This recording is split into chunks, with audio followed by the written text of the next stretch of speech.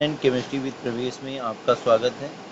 मैं आपके लिए हाजिर हूँ और मैं करता क्या हूँ आपको पता ही है। वन क्वेश्चन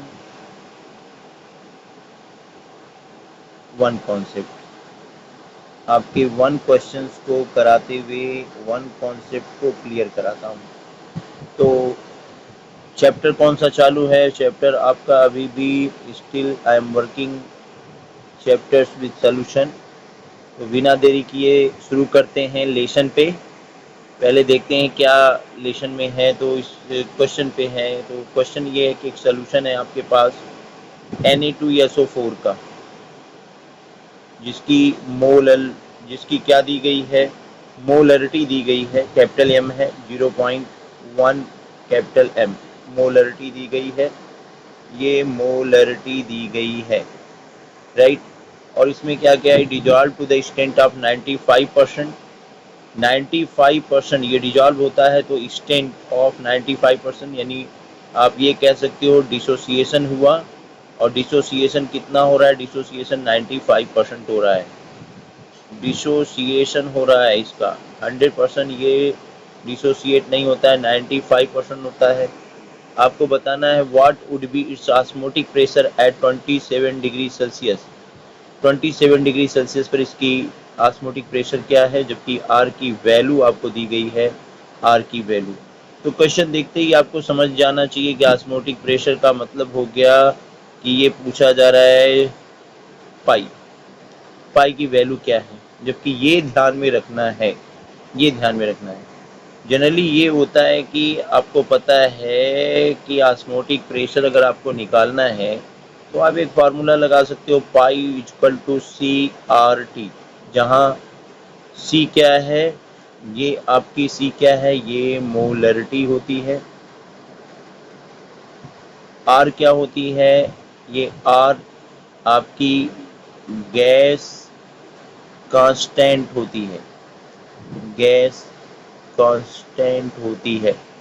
और वहीं आपकी T क्या होती है, T आपकी टेम्परेचर, टेम्परेचर होती है, राइट।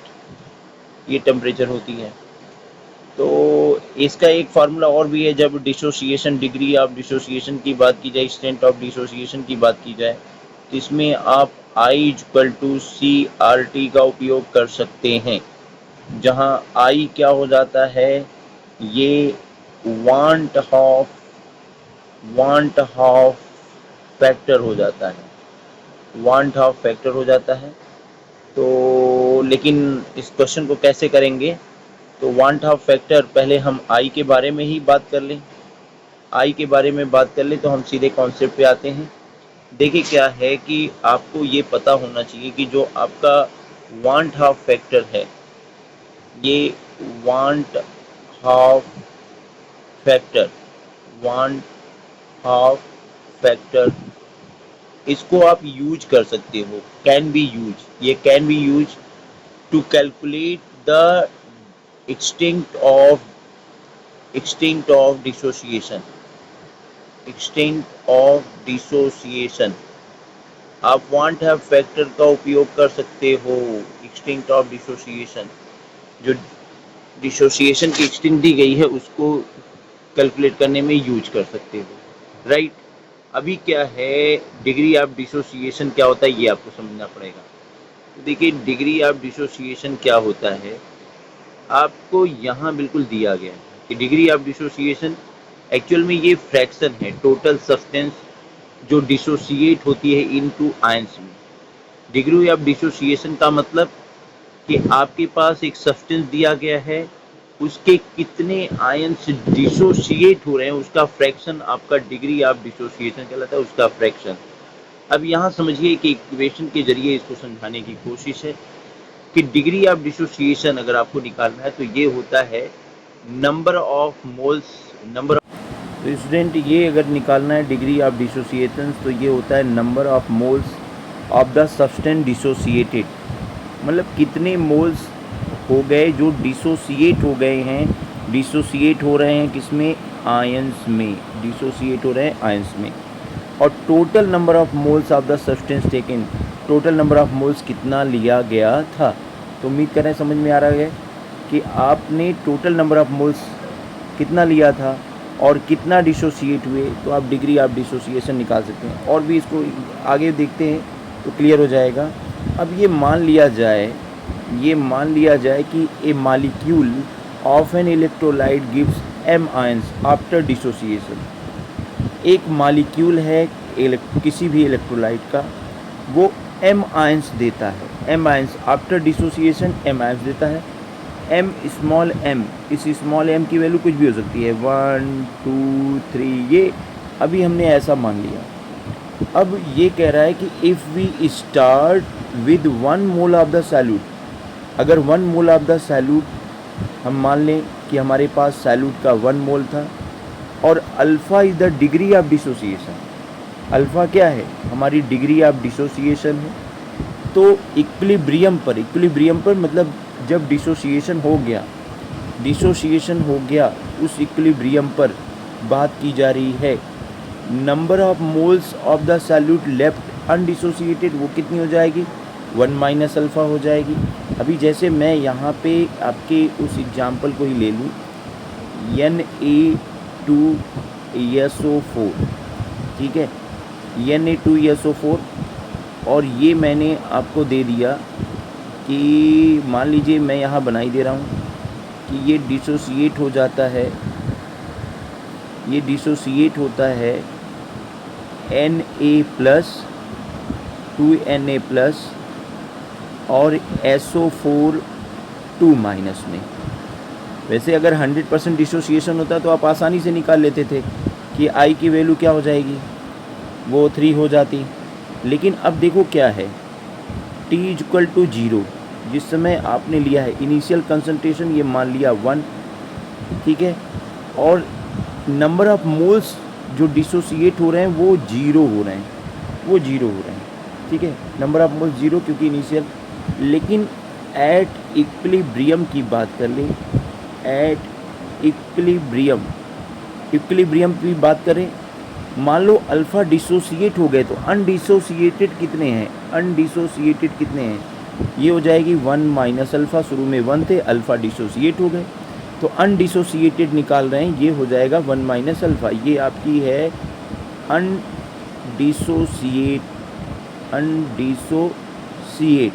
अनडिसोसिएट। अच्छा, जब डिसोसिएशन हो गया तो number of moles of ions form,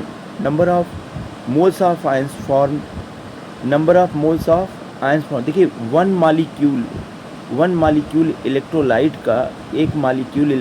का क्या देता है? m आयंस देता है। तो जब अल्फ़ा डिसोसिएट हो रहे हैं तो इसमें हम m अल्फ़ा कर सकते हैं कि टोटल ये कितना हो जाएगा, ये हो जाएगा m अल्फ़ा, टोटल हो गया m alpha, right. Number of ions कितने हो गए? जो डिसोसिएट हो रहे हैं वो हो जाएंगे, जो बन रहे हैं वो हो जाएंगे m अल्फ़ा। उम्मीद कर रहे हैं समझ में आ रहा है। इक्विलिब्रियम का मतलब अब इससे ज़्यादा संख्या नहीं बढ़ने वाली है। इस अनडिसोसिएटेड और डिसोसिएटेड के बीच क्या है, एक कह सकते हैं इक्विलिब्रियम इस्टेब्लिश है। आगे देखिए आगे क्या है। इसके आगे अगर हम बात करें तो total number of moles of particles कितना है? Total number of moles of particles 1 minus alpha, ये अनडिसोसिएटेड हो गया भाई। Total number of moles of the particle ये कितने हो जाएंगे? ये अनडिसोसिएटेड और डिसोसिएटेड ये m अल्फ़ा है, ये आपकी डिसोसिएटेड है। तो इन दोनों को हमें क्या करना पड़ेगा? प्लस करना पड़ेगा, वही किया गया, 1 minus alpha plus m alpha. अब देखिए वांट हाफ फैक्टर I निकालते हैं तो ये हो जाएगा observed number of moles of the salute upon number of moles of the salute, observed number of moles of salute upon normal number of moles of salute, ये आपका हो जाएगा। तो इसके आगे की कहानी हम लोग शुरू करते हैं। ऑब्जर्व नंबर ऑफ मोल्स देखिए observe number of moles of solute की बात कर लें तो आई इक्वल टू क्या हो जाएगा, आई इक्वल टू हो जाएगा, ये हो जाएगा observe number of moles of the solute, या हम इसको ऐसे लिख दें observe number of moles of solute, चलो ऐसे ही करते हैं, कोई दिक्कत नहीं है। ये हो जाएगी आपकी आई इक्वल टू 1 माइनस अल्फ़ा और ये प्लस एम अल्फ़ा और नॉर्मल नंबर ऑफ मोल्स ये हो जाएगी 1, राइट। अभी इसी को हम सॉल्व करें तो ये हो जाएगा, इसको हम सॉल्व करें तो ये हो जाएगा i equal to 1 minus alpha plus m alpha, ठीक है। हम इसको थोड़ा सा दूसरे रूप में रख लेते हैं। देखिए दूसरे रूप में रख रहे हैं तो ये हो जाएगा i equal to m alpha को मैं आगे कर रहा हूँ, m alpha minus alpha plus 1, ये हो गया। 1 को इधर भेज दें, ये हो जाएगा आई माइनस वन इक्वल टू, ये हो जाएगा अल्फ़ा कॉमन ले लें, तो ये हो जाएगा आपका ब्रैकेट में m minus 1, right, m minus 1 ये हो रहा है। अभी देखो क्या है, अल्फ़ा को यहीं होल्ड करें, तो अल्फ़ा को होल्ड करें तो ये हो जाएगा i minus 1 upon m minus 1 equal to alpha. यानी अगर हमें डिग्री ऑफ डिसोसिएशन निकालनी है तो हम i minus 1 upon m minus 1 करके निकाल सकते हैं। तो मुझे यही समझाना था। अब आप क्वेश्चन को आसानी से समझ जाएंगे। अगर ये आपकी समझ में आ रहा है तो मुझे उम्मीद है कि आपको पूरी कॉन्सेप्ट समझ में आएगी। रुकिए मैं इसका कलर थोड़ा सा चेंज करके आपको समझाऊं। ये इस फार्मूले पे आपको बहुत केयरफुल रहना है। अगर ये फार्मूला आपका कंट्रोल में है तो फिर आप सॉल्यूशन को लगा लेंगे। तो चलिए आते हैं इसके सॉल्यूशन पे आते हैं। सॉल्यूशन हमने लिखा हुआ है यहाँ पे। देखिए क्या लिखा है कि सिंस Na2SO4 डिसोसिएटेड, इस फार्मूले के अनुसार डिसोसिएट होती है तो 2Na प्लस देती है और 1SO4 1 माइनस देती है। अब यदि अल्फ़ा डिग्री ऑफ डिसोसिएशन हो तो मैंने अभी निकाला है कि डिग्री ऑफ डिसोसिएशन अगर अल्फ़ा है तो इसको i minus 1 upon m minus 1 कर सकते हैं। अब देखिए m की यहाँ वैल्यू क्या है, एक मालिक्यूल इस इलेक्ट्रोलाइट का 2 सोडियम प्लस 1 सल्फेट यानी कुल 3 आयंस दे रहा है। यही ना कहा गया था। ये m क्या है, m जो है वो नंबर ऑफ आयंस जो पर मालिक्यूल ऑफ इलेक्ट्रोलाइट देता है। तो 1 मालिक्यूल ऑफ इलेक्ट्रोलाइट वो कितना देता है, 3 मालिक्यूल ऑफ इलेक्ट्रोलाइट देता है। तो m की वैल्यू 3। अल्फ़ा की वैल्यू क्या है, क्वेश्चन में ही दिया गया है एक्सटेंट ऑफ 95%। तो ये 95% यानी इसको हम कर सकते हैं 95/100, तो ये आपका आ जा रहा है 0.95, ये आ गया। तो वैल्यू रख दें, वैल्यू रखा जाए तो वैल्यू रख दिया गया।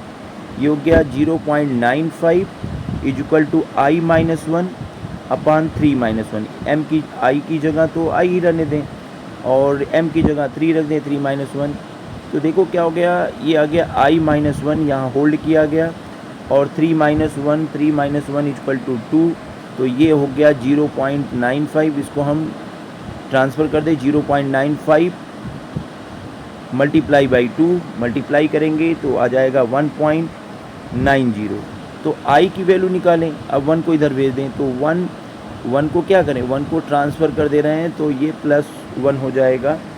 तो ये हो गया i equal to 1.90 plus 1 equal to 2.90। अब आप वैल्यू रख दो। पाई इक्वल टू CRT मैंने कहा था, pi equal to I into CRT रखना है। I की वैल्यू 2.90 और C की वैल्यू 0.1, R की वैल्यू दिया गया था 0.0821 और टी की वैल्यू, क्योंकि टेम्परेचर 27 डिग्री सेल्सियस दिया गया है तो इसमें हम 273 प्लस कर देंगे और ये केल्विन बन जाएगा, यानी ये आ जाएगा 300 केल्विन, इसीलिए यहाँ 300 से मल्टीप्लाई किया गया तो आपका ये आंसर आ जाएगा 7.143 एटमॉस्फेयर। उम्मीद करते हैं वीडियो अच्छा भी लगा होगा, कॉन्सेप्ट क्लियर भी होगा। धन्यवाद।